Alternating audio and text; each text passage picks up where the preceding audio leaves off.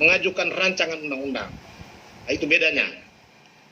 DPR dalam posisi memiliki kekuasaan membentuk undang-undang, Presiden diberi hak untuk mengajukan rancangan undang-undang. Nah, kalau Presiden mempercayakan itu kepada DPR, itu juga sikap yang konstitusional bahwa undang-undang ITE perlu direvisi, bahkan kalau perlu dicabut total, itu juga bisa. Karena kalau kita lihat undang-undang ITE produk SBY tahun 2008, selama sekian tahun itu undang-undang itu boleh dikatakan undang-undang yang ompong, ya, undang-undang yang mati suri. Undang-undang ITE ini baru mulai hidup, baru mulai terasa manfaat dan mudaratnya itu pada waktu kepemimpinan Presiden Jokowi. Nah, Presiden Jokowi di tahun 2016 merevisi beberapa pasal dari undang-undang ini. Salah satu hal yang menarik dari revisi undang-undang ITE yang dilakukan oleh Presiden pada waktu itu adalah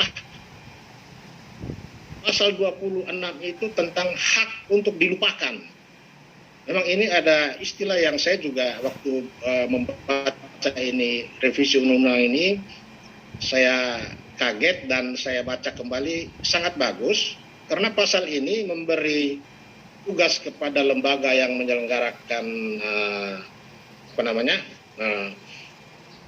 kewenangan untuk melakukan aktivitas informasi elektronik ini untuk menghapus, ya, untuk menghapus pernyataan-pernyataan atau berita-berita yang tidak relevan yang bersifat mencemarkan nama baik orang secara tidak bertanggung jawab.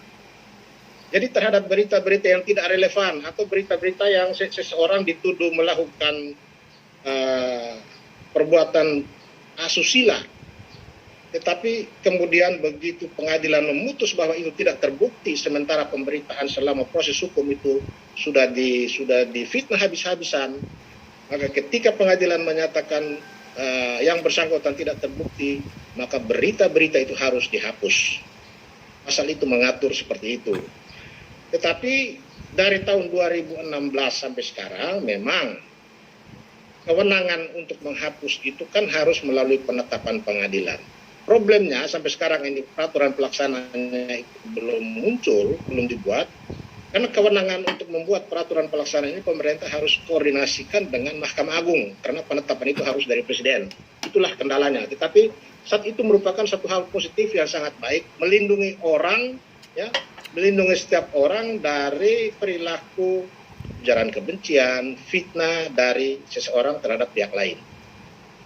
Kemudian juga kita lihat memang banyak pasal-pasal yang diatur di dalam undang-undang ITE ini sangat terbatas. Ada 10 pasal atau 11 pasal yang mengatur tentang perbuatan yang dilarang. Ya, perbuatan yang dilarang dari undang-undang ITE ini hanya mengatur 10 perilaku seseorang, ya, atau perilaku sekelompok orang. Padahal dalam perkembangan selanjutnya setelah undang-undang ini berjalan, banyak hal yang harus diatur oleh undang-undang ini.